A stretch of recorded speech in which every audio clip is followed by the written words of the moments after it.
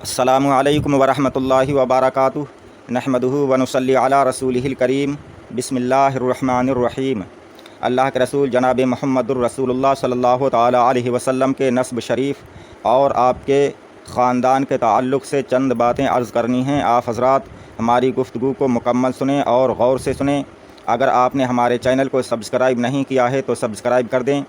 اللہ کے رسول جناب محمد الرسول اللہ صلی اللہ علیہ وسلم کے والد ماجد کا نام حضرت عبداللہ بن عبد المطلب بن ہاشم بن عبد مناف ہے، اور آپ کی والدہ ماجدہ کا نام حضرت آمنہ بنت وہب بن عبد مناف ہے۔ اللہ کے رسول جناب محمد الرسول اللہ صلی اللہ علیہ وسلم کا خاندان و نسب نجابت و شرافت میں تمام دنیا کے خاندانوں سے اشرف و اعلیٰ ہے، اور یہ وہ حقیقت ہے کہ آپ کے بدترین دشمن کفار مکہ بھی کبھی اس کا انکار نہ کر سکے۔ چنانچہ حضرت ابو سفیان نے جب کہ وہ حالت کفر میں تھے، یعنی ایمان نہیں لائے تھے، اس وقت انہوں نے بادشاہ روم ہرقل کے بھرے دربار میں اس حقیقت کا اقرار کیا کہ نبی کریم صلی اللہ علیہ وسلم عالی خاندان ہیں، حالانکہ اس وقت وہ آپ کے بدترین دشمن تھے اور چاہتے تھے کہ اگر ذرا بھی کوئی گنجائش ملے تو آپ کی ذات پاک پر کوئی عیب لگا کر بادشاہ روم کی نظروں سے آپ کا وقار گرا دیں۔ مسلم شریف کی روایت ہے کہ اللہ تعالیٰ نے حضرت اسماعیل علیہ السلام کی اولاد میں سے کنانہ کو برگزیدہ بنایا، اور کنانہ میں سے قریش کو چنا، اور قریش میں سے بنی ہاشم کو منتخب فرمایا، اور بنی ہاشم میں سے مجھ کو چن لیا۔ بہرحال یہ ایک مسلمہ حقیقت ہے کہ نبی کریم صلی اللہ علیہ وسلم کا خاندان اس قدر بلند مرتبہ ہے کہ کوئی بھی حسب و نسب والا اور نعمت و بزرگی والا آپ کے مثل نہیں ہے۔ حضور اقدس صلی اللہ تعالیٰ علیہ وسلم کے خاندان نبوت میں سبھی حضرات اپنی گوناگوں خصوصیات کی وجہ سے بڑے نامی گرامی ہیں، مگر چند ہستیاں ایسی ہیں جو آسمان فضل و کمال پر چاند تارے بن کر چمکے۔ ان با کمالوں میں سے فہر بن مالک بھی ہیں۔ ان کا لقب قریش ہے، اور ان کی اولاد قریشی یا قریش کہلاتی ہے۔ فہر بن مالک قریش اس لیے کہلاتے ہیں کہ قریش ایک سمندری جانور کا نام ہے جو بہت ہی طاقتور ہوتا ہے، اور اپنی طاقت کی بنا پر زور پر سمندر کے تمام جانوروں کو مار ڈالتا ہے، کھا لیتا ہے، اور یہ تمام جانوروں پر ہمیشہ غالب ہی رہتا ہے، کبھی مغلوب نہیں ہوتا۔ چونکہ فہر بن مالک اپنی شجاعت اور خداداد طاقت کی بنا پر تمام قبائل عرب پر غالب تھے، اس لیے تمام اہل عرب ان کو قریش کے لقب سے پکارنے لگے۔ چنانچہ اس بارے میں عربی کا ایک شعر ہے جس کا مطلب یہ ہے کہ قریش ایک جانور ہے جو سمندر میں رہتا ہے، اسی کے نام پر قبیلہ قریش کا نام قریش رکھ دیا گیا۔ حضور اقدس صلی اللہ تعالیٰ علیہ وسلم کے ماں باپ دونوں کا سلسلہ نسب فہر بن مالک سے ملتا ہے، اس لیے اللہ کے رسول صلی اللہ علیہ وسلم ماں باپ دونوں کی طرف سے قریشی ہیں۔ حضور اقدس صلی اللہ تعالیٰ علیہ وسلم کے پردادا ہاشم بڑی شان و شوکت کے مالک تھے۔ ان کا اصل نام عمر تھا۔ انتہائی بہادر، بے حد سخی اور اعلیٰ درجے کے مہمان نواز تھے۔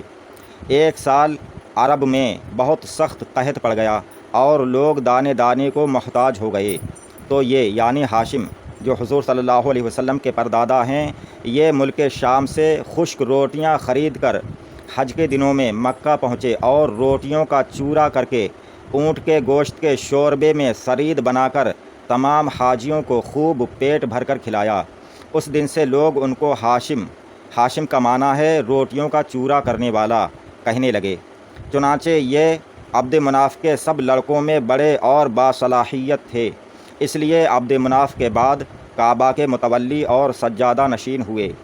بہت حسین و جمیل اور خوبصورت اور وجیح تھے۔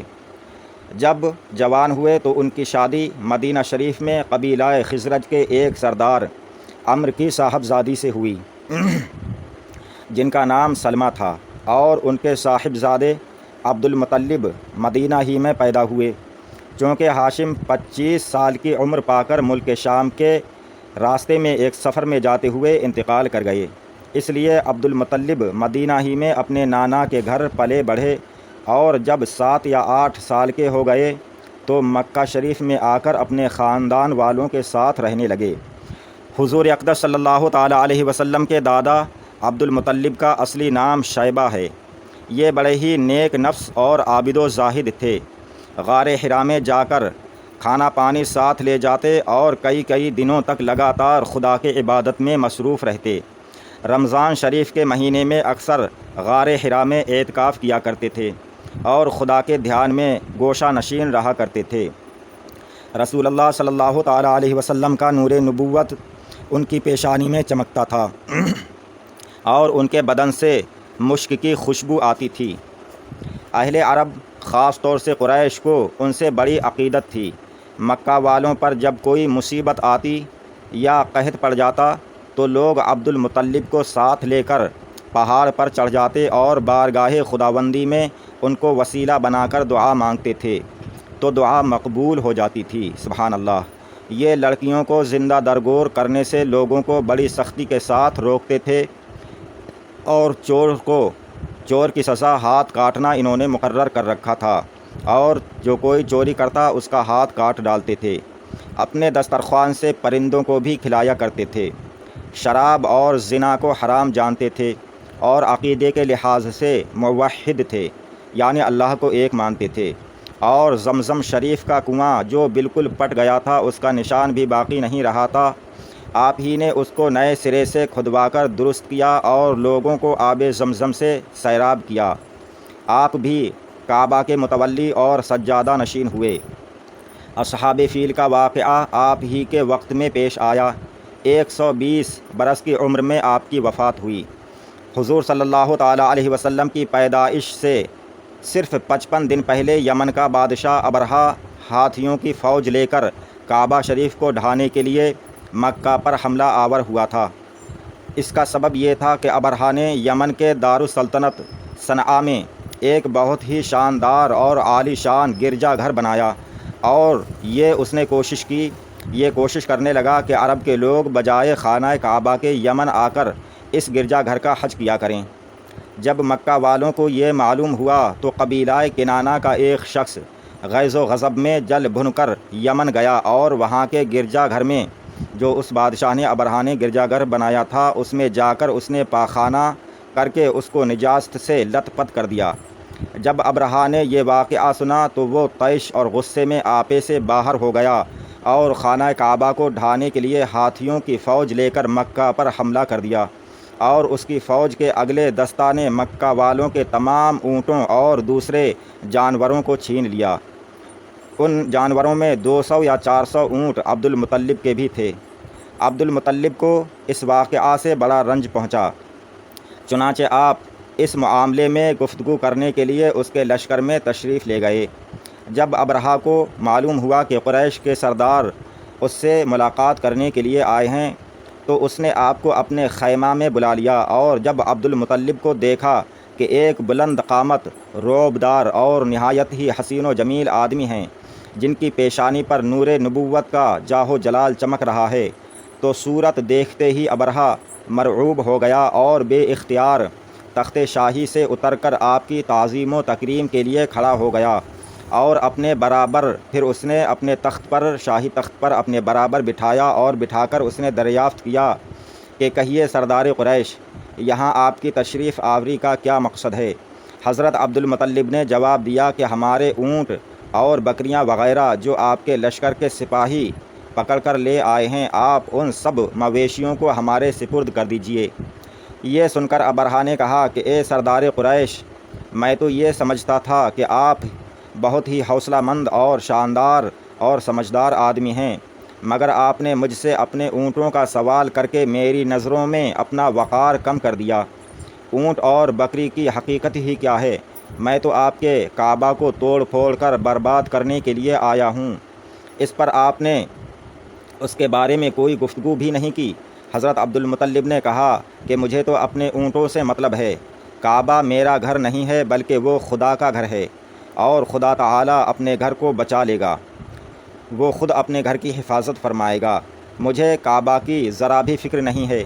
یہ سن کر ابرہہ اپنے فرعونی لہجے میں کہنے لگا کہ اے سردار مکہ، سن لیجئے میں کعبہ کو ڈھا کر اس کی اینٹ سے اینٹ بجا دوں گا اور روئے زمین سے اس کا نام و نشان مٹا دوں گا، کیونکہ مکہ والوں نے میرے گرجا گھر کی بڑی بے حرمتی کی ہے، اس لیے میں اس کا انتقام لینے کے لیے کعبہ کو مسمار کر دینا ضروری سمجھتا ہوں۔ چنانچہ عبد المطلب نے فرمایا کہ پھر آپ جانیں اور خدا جانیں، میں آپ سے سفارش کرنے والا کون؟ اس گفتگو کے بعد ابرہہ نے تمام جانوروں کو واپس کر دینے کا حکم دیا اور حضرت عبد المطلب تمام اونٹوں اور بکریوں کو ساتھ لے کر اپنے گھر چلے آئے، اور پھر مکہ والوں سے حضرت عبد المطلب نے فرمایا کہ تم لوگ اپنے اپنے مال مویشیوں کو لے کر مکہ سے باہر نکل جاؤ اور پہاڑوں کی چوٹیوں پر چڑھ کر اور دروں میں چھپ کر پناہ لو۔ مکہ والوں سے یہ کہہ کر پھر خود حضرت عبد المطلب اپنے خاندان کے چند آدمیوں کو ساتھ لے کر خانہ کعبہ میں گئے اور دروازے کا حلقہ پکڑ کر انتہائی بے قراری اور گریہ و زاری کے ساتھ دربار باری تعالیٰ میں اس طرح دعا مانگنے لگے کہ اے اللہ، بے شک ہر شخص اپنے اپنے گھر کی حفاظت کرتا ہے، لہٰذا تو بھی اپنے گھر کی حفاظت فرما، اور صلیب والوں اور صلیب کے پجاریوں یعنی عیسائیوں کے مقابلے میں اپنے اطاعت شعاروں کی مدد فرما۔ ابرہہ عیسائی تھا۔ عبد المطلب نے یہ دعا مانگی اور اپنے خاندان والوں کو ساتھ لے کر پہاڑ کی چوٹی پر چڑھ گئے اور خدا کی قدرت کا جلوہ دیکھنے لگے۔ ابرہہ جب صبح کو کعبہ شریف کو ڈھانے کے ارادے سے اپنے لشکر جرار اور ہاتھیوں کی قطار کے ساتھ آگے بڑھا اور جب کعبہ شریف کے کچھ قریب پہنچا تو خود اس کا ہاتھی، جس کا نام محمود تھا، ایک دم بیٹھ گیا۔ ہر چند اس کو اٹھانے کی کوشش کی، مارا اور بار بار للکارا، مگر ہاتھی نہیں اٹھا۔ اسی حالت میں قہر الہی ابابیلوں کی شکل میں نمودار ہوا اور ننھے ننھے پرندے جھنڈ کے جھنڈ، جن کی چونچ اور پنجوں میں تین تین کنکریاں تھیں، سمندر کی جانب سے حرم کعبہ کی طرف آنے لگے۔ ابابیلوں کی ان دل بادل لشکروں نے ابرہہ کے فوجیوں پر اس زور شور سے سنگ باری شروع کر دی کہ آن کی آن میں ابرہہ کے لشکر اور اس کے ہاتھیوں کے پرخچے اڑ گئے۔ ابابیلوں کی سنگ باری خداوند قہار و جبار کے قہر و غضب کی ایسی مار تھی کہ جب کوئی کنکری کسی ہاتھی یا ہاتھی سوار کے سر پر پڑتی تھی تو وہ اس آدمی کے بدن کو چیرتی ہوئی ہاتھی کے بدن سے پار ہو جاتی تھی۔ ابرہہ کی فوج کا ایک آدمی بھی زندہ نہیں بچا، اور سب کے سب ابرہہ اور اس کے ہاتھیوں سمیت اس طرح ہلاک و برباد ہو گئے کہ ان کے جسموں کی بوٹیاں ٹکڑے ٹکڑے ہو کر زمین پر بکھر گئیں۔ چنانچہ اللہ تعالیٰ قرآن مجید میں ارشاد فرماتا ہے: الم تر کیف فعل ربک باصحاب الفیل الم یجعل کیدہم فی تضلیل وارسل علیہم طیرا ابابیل ترمیہم بحجارۃ من سجیل فجعلہم کعصف مأکول۔ یعنی اے محبوب، کیا آپ نے نہ دیکھا کہ آپ کے رب نے ان ہاتھی والوں کا کیا حال کر ڈالا؟ کیا ان کے داؤں کو تباہی میں نہ ڈالا اور ان پر پرندوں کی ٹکڑیاں بھیجیں تاکہ انہیں کنکر کے پتھر سے ماریں تو انہیں چبائے ہوئے بھس جیسا کر ڈالا۔ جب ابرہہ اور اس کے لشکر کا یہ انجام ہوا تو عبد المطلب پہاڑ سے نیچے اترے اور خدا کا شکر ادا کیا۔ ان کی اس کرامت کا دور دور تک چرچا ہو گیا اور تمام اہل عرب ان کو ایک خدا رسیدہ بزرگ کی حیثیت سے قابل احترام سمجھنے لگے۔ آج کے لیے یہیں تک، اور باقی انشاءاللہ تعالی آگے بیان ہوگا۔ آپ حضرات ہمارے چینل سے جڑے رہیں۔ اگر آپ نے ہمارے چینل کو سبسکرائب نہیں کیا ہے تو سبسکرائب کر دیں۔ السلام علیکم، خدا حافظ۔